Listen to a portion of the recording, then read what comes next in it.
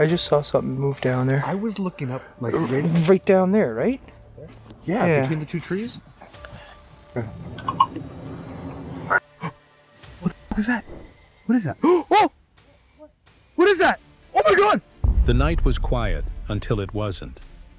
Tonight we follow a terrifying midnight encounter where campers faced something massive in the shadows. In this video, we'll uncover Bigfoot close encounters, real evidence from the forest, eerie wood knocks, haunted growls, and unexplained movements. From chilling footsteps to trails that tell a story, every sound hints at a presence watching from the darkness. Watch closely. This night may change how you see the woods forever. Some nights in the forest feel different. The air feels heavier, the shadows stretch farther, and even the firelight doesn't chase away the dark. On this night, Angelo and his friends camp deep in the woods, far from towns, far from safety. They came here to relax, but the forest had other plans. It starts quickly, almost too soon. Yeah, we're pretty well out here in the bush. I am meeting up with a friend of mine, and we're gonna be camping. We're camping in an area known for Bigfoot, paranormal stuff, all sorts of interesting things, and apparently it's pretty scenic. So far driving out here, there's, not a lot of cell service. It kind of cuts in and out. Apparently once we get in there, our cell service is, for the most part, pretty shot. As the group sets up near the lake, one of them points across the trees. A dark shape moves where no person should be.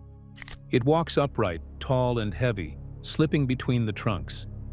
For a moment it almost looks like a man, but the stride is longer, the frame broader. Angela whispers that it's not a bear. It looks more like an ape. The sight leaves them quiet, wondering if their night has only just begun. I just saw something on the other side. Where? Over there. Horrible.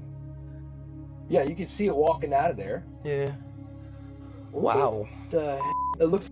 That is not a bear. No, not at all. But it also looks like an... The hours pass with unease. Laughter fades, replaced by listening. Then, from across the still water, a sound rises. It is not the cry of a bird, not the splash of a fish. It is a grunt, deep and drawn out, carried by the night air. The friends exchange nervous looks. Some say it could be a bobcat, but the weight of the sound feels larger, heavier, as though something hidden is calling from the other side. As the fire burns lower, another disturbance shakes them. From deep in the trees comes a rhythm, sharp and deliberate. Wood on wood, echoing through the darkness. Not once, but again and again, like a signal meant to travel. The sound doesn't belong to the wind. It doesn't belong to chance. In Bigfoot research, this is called knocking, a way of sending messages. Here in the still forest, it feels less like research and more like a warning. For a second, I thought I saw eyes. Okay. What was that? That cat sound kind of thing? Apparently bobcats have been spotted in Ontario recently. Really? Yeah, like no joke. Apparently they're around. What about mountain lions? Are there any? That's the same thing. Oh, is it? Yeah. No, bobcats are different. It's essentially the same thing. They're small. Same concept anyways. Mountain lions probably not. Yeah, probably more like cougars, bobcats. There is But fishers. either way, they're dangerous, so... Oh, yeah, I like cougars. Okay. Did you find one? They try to calm themselves, but the forest grows bolder. A crash tears through the night, like something heavy snapping branches or shoving a tree aside. The ground trembles faintly beneath their feet. Angelo and the others freeze, eyes wide toward the tree line. Whatever made the sound is large, strong, and close. In that moment, the fire seems too small, the woods too endless. By now, the group knows they are not alone. Shapes seem to flicker at the edge of the trees. Sounds move where the light cannot reach. One of them swears they see glowing eyes, shining faintly, then vanishing. Another hears a low moan drifting across the peninsula. Fear grows, but so does wonder. Could this really be the creature they've heard about for years? Like I can actually see like a long neck. I don't know if it's like the lights playing tricks on my eyes, but I see something up there. Hey, you can see a lot of things came through here too. Oh, guys, no, seriously. Oh. Look, shine your light up there. Shine your bright flashlight deep up there if you can. Is it my eyes playing tricks on me? Because I see it moving. Yeah, there. See, now it's kind of gotten dim because the tree's in the way. I don't know. It's kind of hard to tell. The night does not give them a clear look, only signs. Movement in the brush, grunts in the distance, knocks that carry meaning. And yet these pieces feel enough to raise the old question. Is Bigfoot only a story, or does it walk these woods when the night is deep enough? Sometimes the answers don't come in full. Sometimes they come in fragments, in sounds, in glimpses that leave the heart racing. And maybe that's the way the forest wants it, to remind us that mystery still exists, waiting just beyond the firelight. Or it was actually Bigfoot. But we heard a grunt, we heard some sticks, and I freaking saw the thing. Wow. Let's go to my laptop right away. Okay. Alright, so you're saying you saw something somewhere down there? I'm using an infrared camera. Yeah, let's fill it with the infrared. Infrared. Sorry, I don't know why I call it infrared. You mean the infrared? Infrared. Well, dude, your flashlight is so bright. So what do you think Angelo's group experienced? Was it wildlife at its loudest, or something much bigger watching from the shadows? Out near Mount Hood, the forest feels quietly alive. The air is damp, carrying soft whispers from the trees and the steady sound of a nearby creek. Today, the team is setting up a circle of trail cameras around base camp. One camera is placed by the creek, because if animals are drawn to water, maybe something larger is too. The forest feels patient, almost watching. Each tree seems to hold a secret. All right, there's one of our base camp game cameras, kind of using this tree next to it to help shield and hide it from two animal trails that merge right here. It's obvious the animals are coming to the creek to drink near base camp, so we'll keep an eye on that. As the cameras are placed, the team moves carefully, respecting the woods. The trail is soft and muddy, perfect for footprints. In a swampy area, impressions start to appear. Some are small and familiar, others larger, deeper, and mysterious. A spot shows signs that something heavy rested here recently, leaving the soil pressed down and leaves scattered. Even the smell of skunk cabbage reminds us how alive this forest is. In this real swampy area, looking for Bigfoot tracks, because the normal forest ground, it just don't show up as well, but they step in something like that. Well, something bedded down right here. One right there. That smells like skunk cabbage. Tracking takes patience. Large paw prints appear, clearly from a bear, claws visible, weight evident in the depth. But bears and Bigfoot often share spaces, drawn to water and food. Nearby, a giant front paw imprint confirms a black bear passed here. Yet the team knows this is only part of the forest story. Each footprint tells of life moving quietly, hidden and careful. Deeper in the woods, clusters of broken branches and root balls catch attention.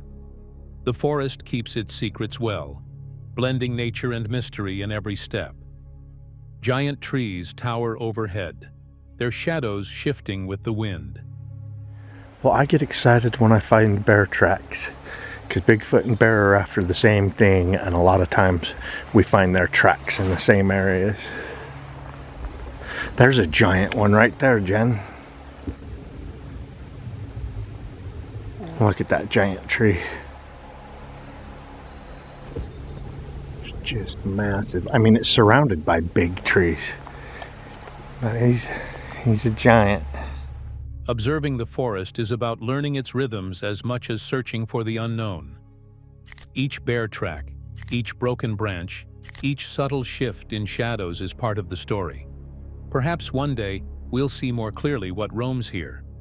Until then, the forest quietly teaches patience, respect, and wonder. The day ends, but the forest continues its rhythm. Cameras click silently, water flows steadily, and the woods remain alive with movement.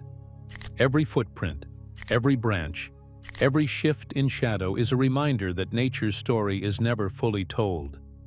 The forest invites curiosity, respect, and reflection, leaving the mystery of its hidden life both compelling and real. Some answers may come, but the quiet wonder of this forest will endure. There's a quiet mystery hidden in the vast forests and rugged landscapes of Australia. Few people know that this continent has its own version of Bigfoot, called the Yowie. For centuries, Indigenous Australians have shared stories of a large, hairy creature moving silently through the bush, both feared and respected. These stories are not just tales, they are part of a rich cultural history that stretches back thousands of years. Aboriginal tribes have their own names for the Yowie. In New South Wales, it is called the Dagal. In Queensland, some refer to it as Jima or Changara. Far in the north, the Kuku Yalanji speak of the Quinin, a large, hairy being living in the dense rainforest. Across these stories, there is a pattern. The Yowie is often described as strong, bipedal, and intelligent, yet careful to avoid humans unless threatened. This consistency makes you wonder, could there be something more than just myth lurking in Australia's wilderness? European settlers began encountering strange figures as they explored the bush in the 1800s. Reports of wild men, or hairy creatures, matched the indigenous stories in many details. One of the earliest recorded encounters came in 1842, near what is now Sydney, when settlers saw a tall, dark, human-like figure moving through the trees. Later, naturalists like Henry James McCooey in 1876 described the Yowie in careful detail, noting it was neither a gorilla nor an orangutan, but something entirely unknown. These early accounts laid the foundation for the mystery that has continued for generations. Ancient rock art adds another layer to this story. Some of Australia's oldest petroglyphs show large upright creatures with long arms, thick hair, and human-like features. Found in New South Wales and elsewhere, these images are over 5,000 years old. Elders say these carvings capture encounters their ancestors had with the Yowie, blending both spiritual and physical understanding. It's fascinating to imagine that people centuries ago were documenting something that may still roam these forests today. In modern times, sightings have continued. From 20th century encounters by soldiers and prospector Charles Harper, to video and thermal footage captured as recently as the 2000s, the evidence is intriguing. Researchers like Rex Gilroy and Dean Harrison have spent decades collecting eyewitness accounts, footprints, and images, building a detailed picture of this elusive creature. Footprints found in Queensland, some over 16 inches long, show features consistent with a living primate, rather than any known Australian animal. Even skeptics struggle to explain all the reports together. What makes the Yowie so captivating is the combination of history, culture, and first-hand observation. From children being chased in Springbrook to park rangers spotting massive figures in the distance, the stories continue to emerge. Each report adds a thread to a tapestry that stretches across centuries. Could there really be an undiscovered primate wandering Australia's remote forests? The evidence is compelling enough to keep both researchers and curious explorers asking questions. The Yowie remains one of the world's most mysterious cryptids. Its story is part legend, part science, and part the deep, quiet wilderness itself. While we may never have all the answers, the combination of indigenous lore, historical accounts, footprints, and modern footage makes it hard to ignore. Perhaps one day, new technology or patient observation will reveal what has remained hidden for so long. Until then, the Yowie stands as a reminder that the world still holds secrets waiting to be discovered. Have you ever wondered what it would feel like to walk through an Australian forest, knowing something large and unseen is nearby? Could these stories be more than myth? Or is it all imagination? Share your thoughts and experiences, and let's keep exploring the mysteries of our world together.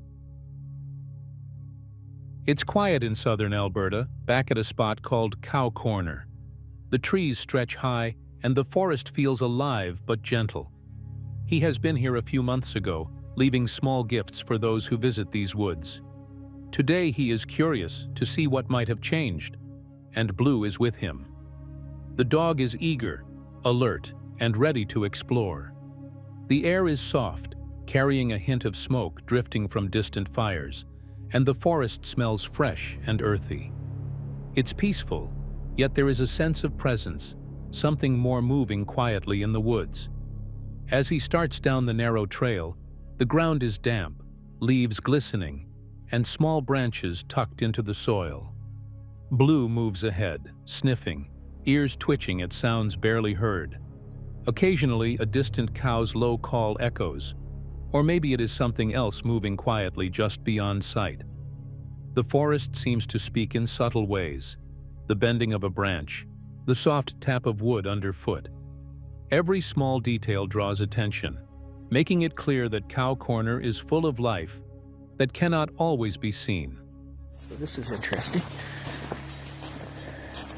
Seeing something else here, guys. I'm spinning around. Okay, folks. Getting back in here to the thick of it.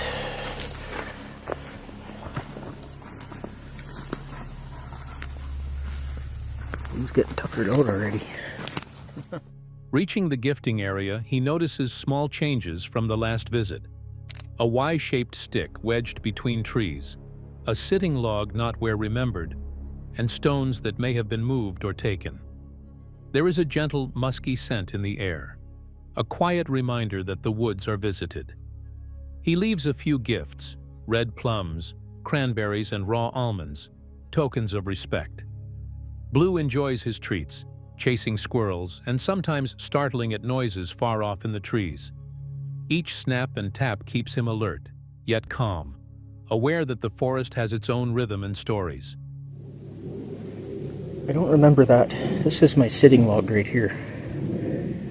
I don't remember that big log laying there. And then one little Blue. The creek near the gifting site murmurs softly as they cross.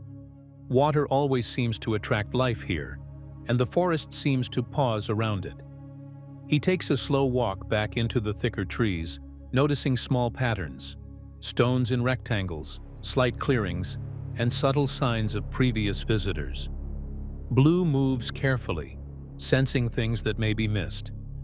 As the light fades, smoke from distant fires drifts across the forest, softening shapes and colors. The woods feel alive, quietly observing them as they leave, the small gifts left behind as a sign of respect and curiosity. Heading back toward the main road, the shadows grow longer, and the sounds of snaps and taps continue softly on both sides of the trail.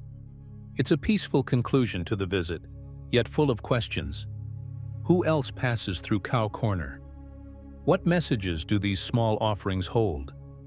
The forest keeps its secrets, but in these quiet walks, he witnesses a little of its magic. Blue and he move gently through the trees, leaving the woods as they found them, alive, mysterious, and quietly welcoming. The trail to Bigfoot team moved quietly through the Florida forest, stepping softly over damp leaves and moss. The sun was low, casting long shadows across the swamp, and the air smelled rich with earth and water. They had come back to a familiar area, curious to see if anything had changed since their last visit. Their mission was simple: leave a few offerings, observe, and respect the forest around them. Near an old refrigerator tucked among the trees, the team carefully placed some food and a small tennis ball. Every movement was gentle, deliberate, meant to show curiosity without disturbance. The forest seemed to hold its breath, alive with soft rustles and the occasional distant bird call. Then, faint but clear, came a subtle knock from deeper in the trees. He paused, aware that something intelligent might be nearby, watching quietly from the shadows. They adjusted the cameras, capturing the scene in a wider view. I just left some stuff. The main thing is we left a tennis ball behind. I feel like I'm leaving offerings to the gods or something, you know? We don't mean anybody no harm. That's all we just want. Mosquitoes hovered around, but the team barely noticed. Their focus was on the forest's subtle sounds, a stick snapping, a leaf shifting, a quiet tap that might have been a Bigfoot investigating their offerings. The feeling of presence grew stronger, not threatening, but patient and aware, like an unseen guest observing their care and respect. Moving cautiously along a narrow path, they listened to every sound amplified by the thick forest. Another knock echoed, this one sharper, closer.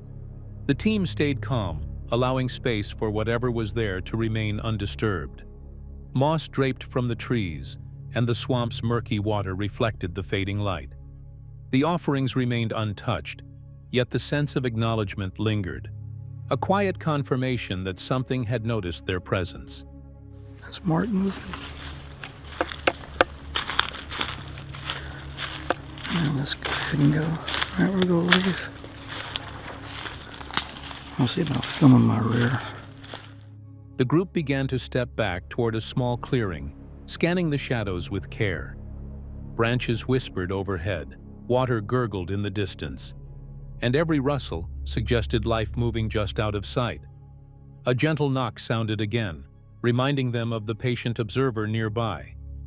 It was not an aggressive presence, only curious and watchful, responding to the respect shown by the Trail to Bigfoot team. As the team moved slowly out of the dense swamp, they glanced back at the scattered offerings and the mossy forest floor. Nothing had been disturbed, yet the encounter left a lasting impression. The forest was quiet, holding its secrets, while faint taps and subtle sounds lingered in their memory. The team left with a sense of wonder, knowing that some mysteries are best met with patience, respect, and quiet curiosity. The swamp stretched behind them, shadows deepening as twilight set in. The Trail to Bigfoot team walked carefully, aware that these lands were home to creatures rarely seen. The faint knocks and whispers of the forest stayed with them, a gentle reminder of a presence that watches without haste, leaving more questions than answers, and an enduring respect for the mysteries of Florida's wilderness. Have you ever felt the pull of a place so wild, so untouched, that it feels like the world itself is holding its breath? The jungles of the Dominican Republic are one of those places. Dense, green, and alive with mystery, they carry stories that have lasted for generations. Some say the forest is guarded by a creature, taller than any man, stronger than any animal. Others believe it is a spirit, a shadow that has lived here since the beginning of time. This is where Mo Sargi begins his journey. With his friend Stephen beside him, he sets off across a quiet lake in a wooden boat. The water reflects the sky, calm and endless, yet beneath the surface there is an unease, as if something stirs just out of sight. For Mo, it is the first step into a world that feels hidden from the rest of us. The word is, somewhere in the jungle, inside of this forest that you can only get to by boat, which is why we're taking this boat that could potentially sink any minute now, family. Apparently there's a whole story and sightings of some type of creature that lives in the forest. Some say it's like the Dominican version of Bigfoot, some say it's a ghost, and some say it's just an animal. We don't know, but apparently people have been attacked by it. Oh my god, I don't even know where we're going right now, but this is absolutely insane. As the boat drifts toward the shore, the land begins to reveal its secrets. A lonely shack, weathered and broken, sits swallowed by vines and silence. Locals say places like this are abandoned for reasons no one dares explain. The jungle itself feels heavy here. Even the birds grow quiet, as if they know something moves in the shadows. Every step Mo takes carries him deeper into that silence, deeper into the unknown.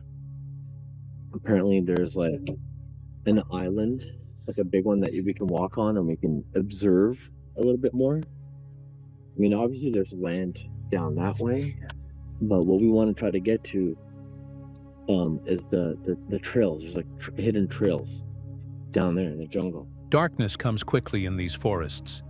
The last light slips away, and suddenly the trees become walls. That's when the stillness breaks. The boat shudders violently, struck from below. Ripples race across the surface, but no shape rises to explain them. Then, from the shore, a growl rolls through the night, low, rough, and unlike anything Mo has ever heard. It is not the call of a bird, not the cry of any animal he can name. It is something else, something meant to warn them away. Oh yeah, look at that. It looks like there's a person over there. Oh my god. What was that? Dude, that is terrifying, man. What the even is that? That is so scary. From that moment, the night becomes a test of nerve. Along narrow trails, strange signs appear, bones scattered as though left from a hunt. Feathers pressed deep into mud. The sense of being followed grows stronger with every turn, and then it comes again. The growl, this time closer, deeper. It rattles through the trees and settles into the chest, a sound that feels less like hearing and more like instinct. Mo and Steven stand still, flashlights shaking, hearts racing, knowing something powerful is watching from just beyond the beam of light. But there are wild cats here too. Big ones. Feral cats. Really scary. Yeah. Apparently they're scary. Show yourself. A lot of time, if you want signs of Bigfoot, you gotta look for snapped branches, like really big ones. Oh man, more uphill. We've been going uphill for a while now. So when I showed you guys that mountain at the bottom of the lake, this is the mountain that we're walking in right now. Time slows in moments like these. The forest feels alive, breathing with them, waiting for what will happen next. Could it be a wild cat, hidden in the branches? Or could it be the very creature the villagers have spoken of for years, the one that walks upright, yet does not belong to man? The night never gives up its answer. It leaves behind only the echo of that growl and the weight of knowing the jungle holds secrets far larger than we imagine. And maybe that is the gift of this journey. That even now, in a world mapped and measured, there are places that remind us how much we do not know. Whoa! Whoa, what the was that? What the was that? There was something growling at us over there, dude. Bro, are you serious? What do you mean vámonos, dude? Something was growling at us. Bro, what the was that? Something actually just woke us up. So what do you believe is moving in these jungles? Was Mo facing a rare predator or something far stranger, something that has lived in silence long before we arrived? The woods were quiet at first. Damp air clung to the ground, and the trail twisted into a thicket that looked untouched for years. Two investigators pressed forward, guided only by headlamps and instinct. But something was waiting. Something was watching. It began with a subtle shift in the atmosphere. The forest felt too alive, like every shadow carried eyes. Catballs left behind as markers were glowing faintly in the distance. One of them had been moved, not just rolled or nudged, but buried halfway into the ground. A deliberate act, a message. As they pushed deeper, a sudden crack split the silence.